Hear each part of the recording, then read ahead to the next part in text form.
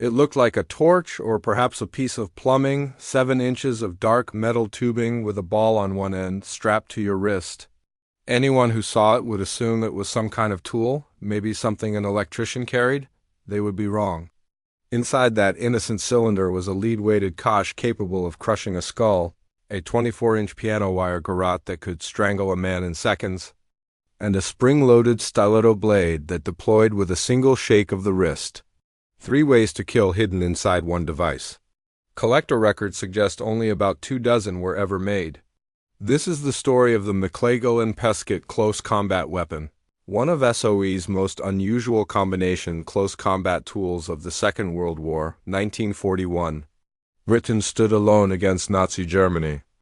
The Wehrmacht had conquered France in 6 weeks. Norway had fallen, the Low Countries were occupied. Greece and Yugoslavia had collapsed under the Blitzkrieg. Across this vast territory, from the Arctic Circle to the Mediterranean, German sentries stood guard. Every bridge, every railway junction, every ammunition dump, every coastal radar station, thousands of targets protected by hundreds of thousands of soldiers who needed to die quietly if Britain's saboteurs were going to succeed. In London, a new organization was learning how to make that happen. The Special Operations Executive, SO, had been created in July 1940 with a single instruction from Winston Churchill: set Europe ablaze. That meant sabotage on an industrial scale. It meant building resistance networks from nothing. It meant training ordinary civilians to become killers. And when necessary, it meant silent murder. The problem facing SO agents was brutally simple. How do you eliminate an enemy sentry without alerting everyone within half a mile? A pistol shot, even a suppressed one, created noise that traveled. A struggle might give the sentry time to cry out, to fire his weapon, to bring reinforcements running. The killing had to be instant, silent, and certain.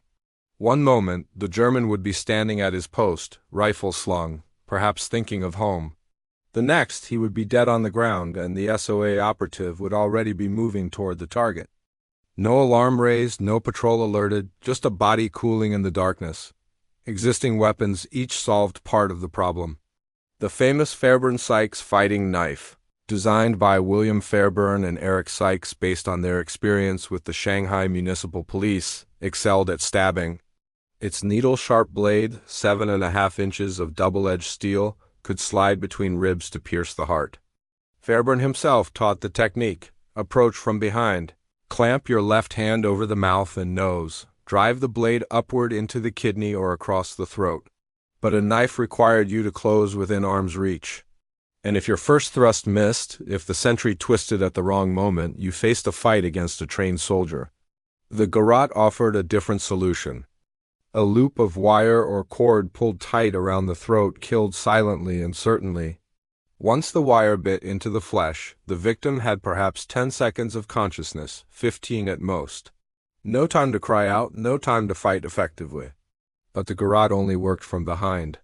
If your target turned at the wrong moment, if he heard your footstep on a twig, you were holding a piece of string against a man with a rifle and bayonet. The Cosh, a weighted bludgeon, could knock a man unconscious with a single blow to the skull. British police had used them for decades. A leather sleeve filled with lead shot or a solid metal bar wrapped in tape. Swing it hard against the temple or the base of the skull, and your target dropped instantly. But a stunned enemy might recover. A blow that did not land perfectly might leave him dazed but conscious, able to shout, able to pull a trigger, and even a successful strike left a body that might groan, might twitch, might attract attention from a passing patrol. So operatives often carried all three: a Fairbairn-Sykes on the belt, a garrote coiled in the pocket, a Cosh up the sleeve. But in the chaos of a night operation, fumbling for the right weapon could cost precious seconds.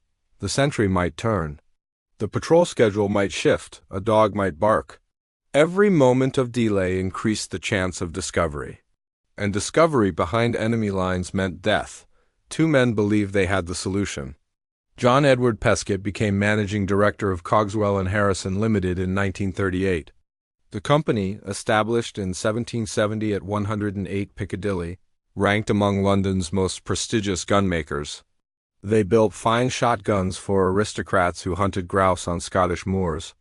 They supplied military contracts dating back generations. Pescud had access to master craftsmen capable of precision manufacturing that few facilities in wartime Britain could match. When the military needed something special built, something that required absolute precision and total secrecy, Cogswell and Harrison could deliver. His collaborator was altogether more colorful. Sidney Temple Leopold McLaglen, born in 1884 in Stepney, was the brother of Victor McLaglen, the Oscar-winning Hollywood actor famous for The Informer and numerous John Ford westerns. But while Victor conquered the silver screen, Sidney pursued a different path. He styled himself the World Jiu-Jitsu Champion after a bout in London in 1907. He authored combat manuals, including modernized Jiu-Jitsu lessons and during the war an armed attack and defense for commandos, home guards, and civilians. He claimed service in the Boer War. He toured internationally teaching his McLaglen bayonet system. By 1944, he held a commissioned lieutenant in the Royal Naval Volunteer Reserve. Sidney McLaglen was by most accounts a rogue. His own brother Victor publicly called him an impostor in 1911. Historians have described him as a constant liar whose credentials were embellished at best, fabricated at worst. But his combat theories found military utility. Someone in British intelligence saw value in his ideas about close-quarters killing, enough to give him a naval commission and attach his name to a classified weapons project. Together, the precision craftsman and the self-taught combat theorist conceived something unprecedented. A single weapon that combined all three killing methods, Cosh, Garrote, and Dagger, unified in one wrist-mounted device that an operative could deploy in any situation. British Patent GB 559747A, filed on August 10, 1942, describes it officially, improvements in or relating to close combat weapons. The patent abstract states it consists of the combination of two or more close combat weapons, such as a dagger and a strangulation cord with a club or cosh. Clinical language for a brutal instrument designed for one purpose: silent killing at intimate range. The finished weapon, according to surviving examples and auction catalog descriptions, measured 7 inches when closed, roughly the length of a man's hand from wrist to fingertip. Extended with the blade deployed, it reached 12¼ inches. The cylindrical body tube, finished in dark parkerized steel to prevent reflection in moonlight, measured 5 5/8 inches long with a maximum diameter of 7/8 of an inch. Total weight came to approximately 500 to 600 grams according to collector records. Heavy enough for effective striking, light enough for extended wear on the forearm without fatigue. The Cosh mechanism occupied the top of the device. A heavy ball of cast lead and steel, measuring roughly 1 3/8 inches in diameter, mounted rotatably atop the cylinder. The designers intended this weighted sphere to deliver incapacitating force when swung downward against the skull. The ball's mass concentrated at the end of a lever arm, the weapon's body, multiplied striking power. According to the patent, this ball served a dual purpose. When rotated, it wound and unwound the garrote wire stored inside. According to auction descriptions, approximately 24 inches of piano wire coiled around the ball's internal stem. The patent and surviving examples indicate piano wire was chosen for its strength and minimal stretch. The designers intended a non-elastic, high-tensile cord that would bite into flesh rather than elongate under load. One end fixed permanently inside the body.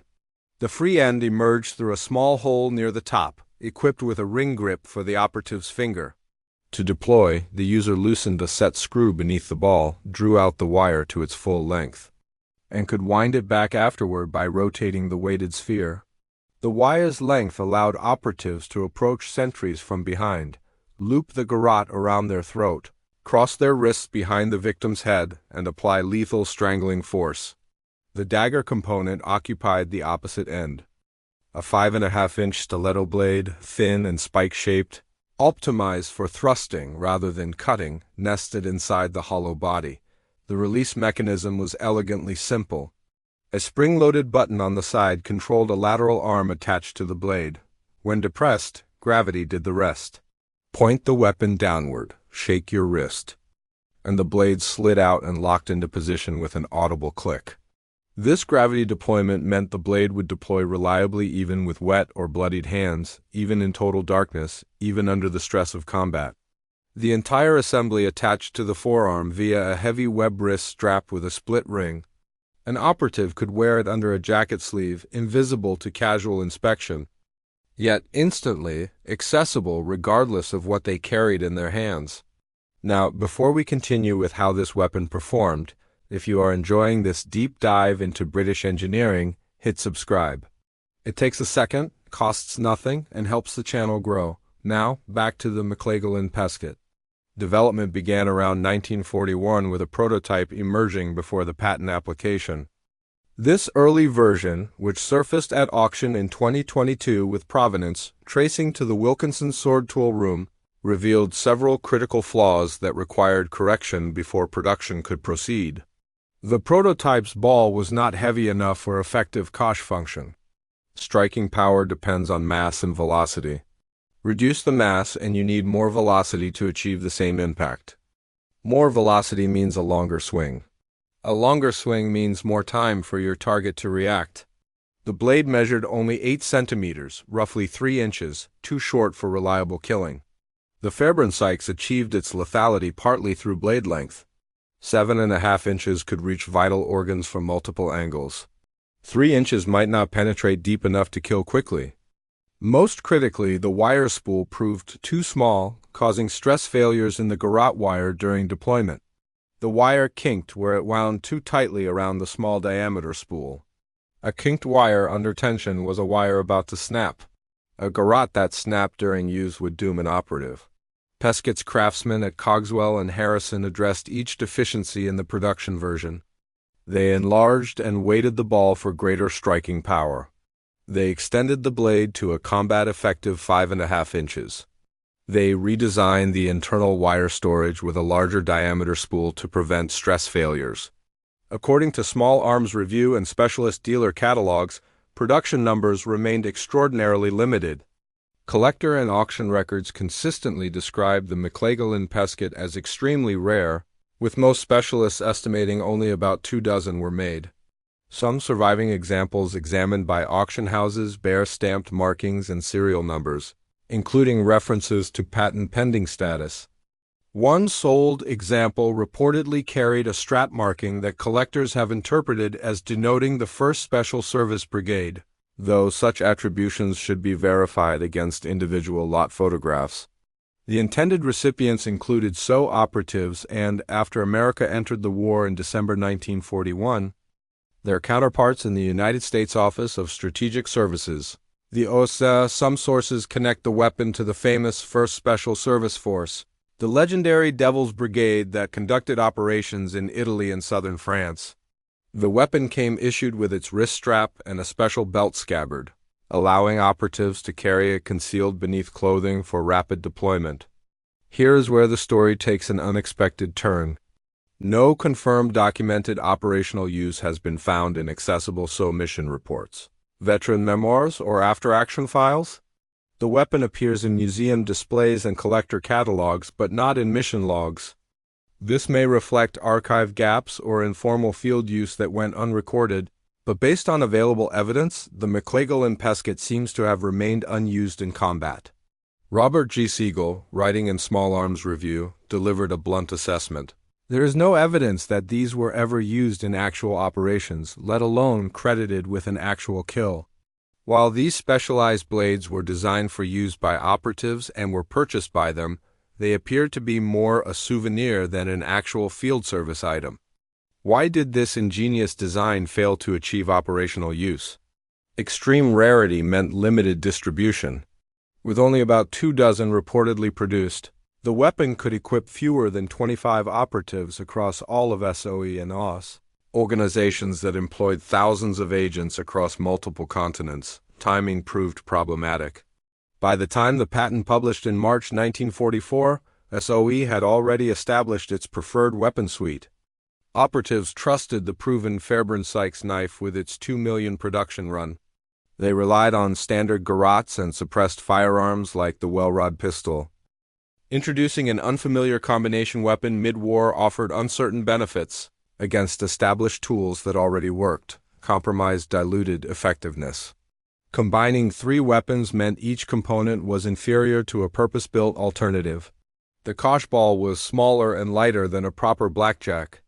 The stiletto blade was thinner than a Fairburn Sykes. The garrote wire wound on a tiny internal spool lacked the leverage handles of a dedicated strangling cord. One military historian offered a darker explanation.